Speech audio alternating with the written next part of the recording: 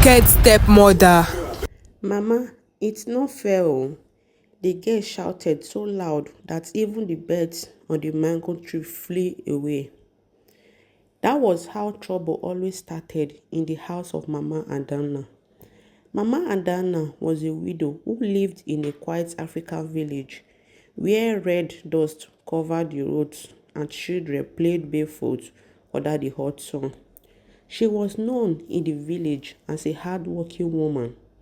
She farmed cassava, sold palm oil, and did small trading to take care of her two daughters. Her daughters were very beautiful. The first daughter was Nkiru, the elder one. She was calm, respectful, and hardworking.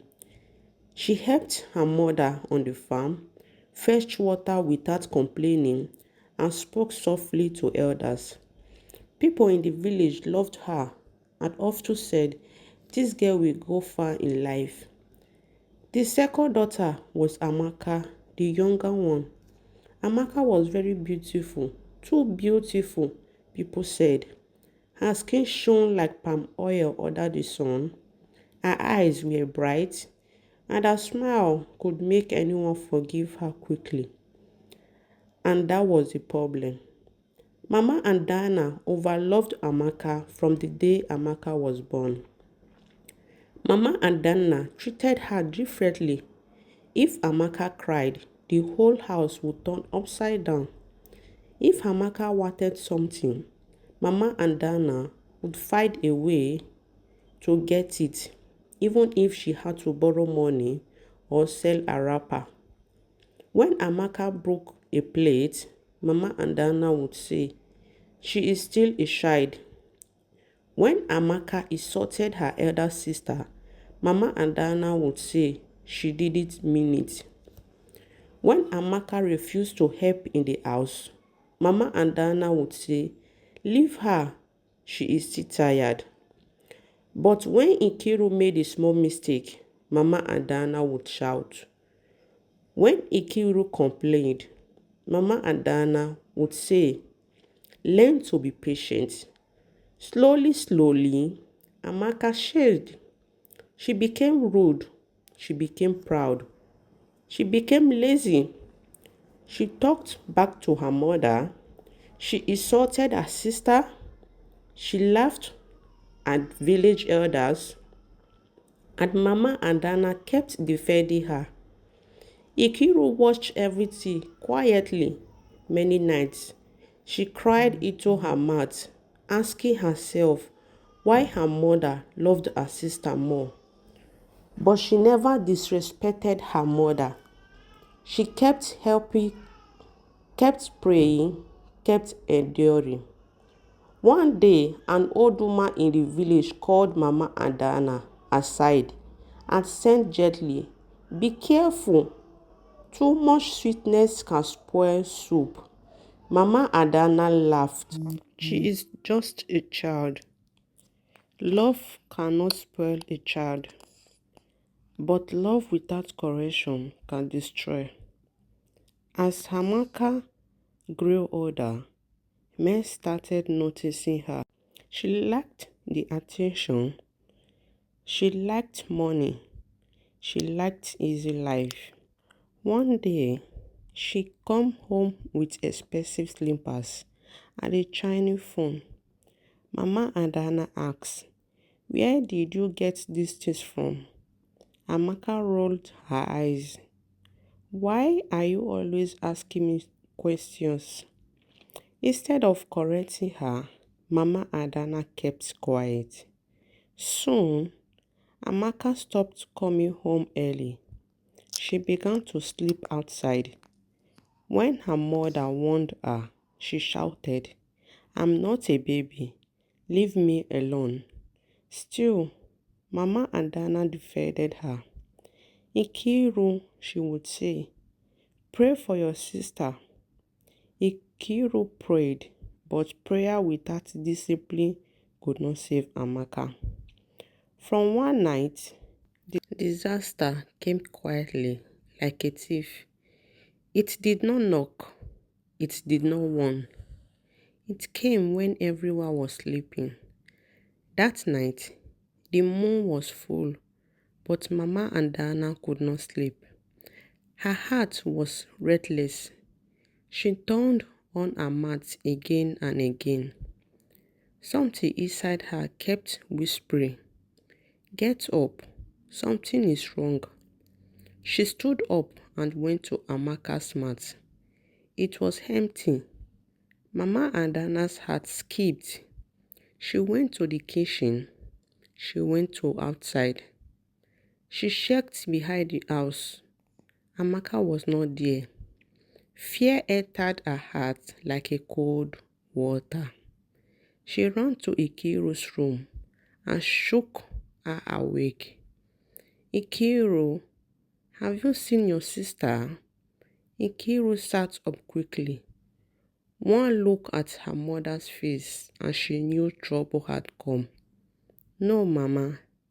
Mama and Dana wrapped her clothes tightly and ran into the night, calling Amaka's name. "Amaka, Amaka, my child."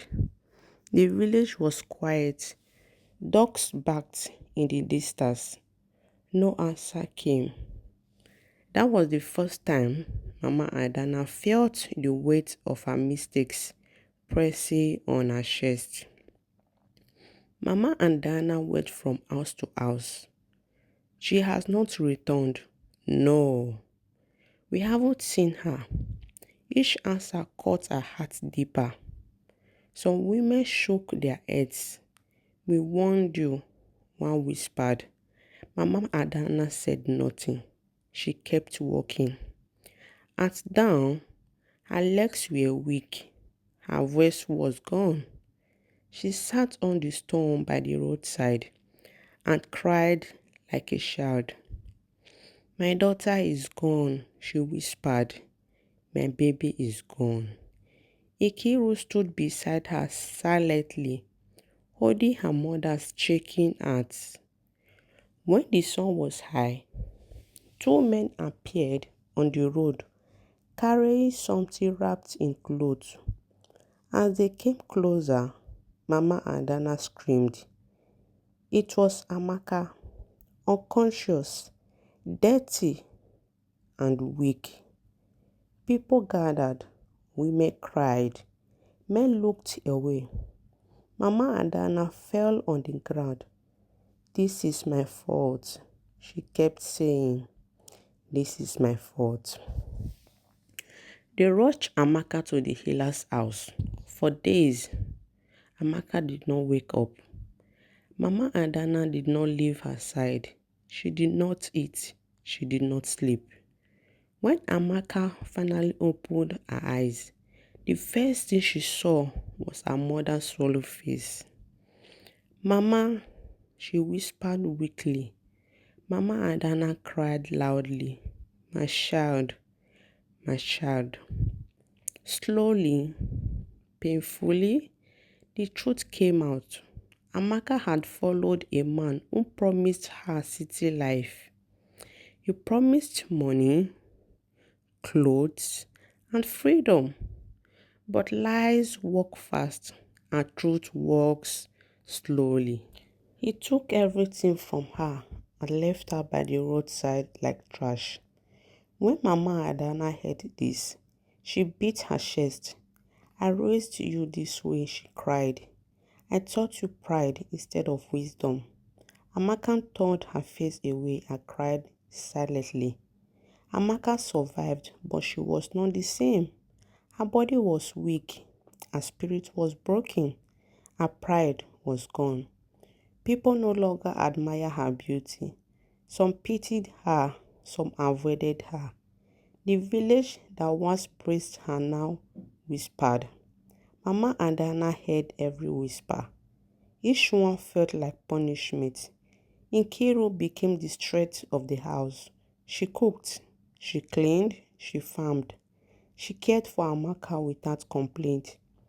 One evening, Mama Adana held Ikiru's hands and cried. "I rocked you." Ikiru shook her head. "You are my mother." Those words broke Mama Adana more than insults ever could. Years passed. Amaka sat alone most days, staring at nothing. Sometimes she cried.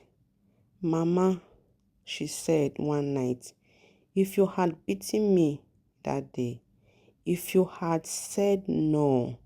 Mama Adana could not answer. Some lessons come only with scars. Before Mama Adana died, she gathered the women of the village. She spoke slowly. Do not love your child blindly. Correct them when correction is still sweet, because when life corrects them, it uses pain. Her words spread through the village like fire. Every time a child disobeyed their mother, Amaka would whisper, listen to her. Sometimes women came to her and asked, how did you learn all this wisdom? Amaka would look down and reply softly, through tears. She never married, she never left the village, but she became a warning. When young guests gathered around her, she told them the truth. My mother loved me, but she did not correct me. I thought love meant freedom. I learned too late that correction is protection. If you enjoyed this story, please like, share, and subscribe for more Africa stories with lessons. Thank you.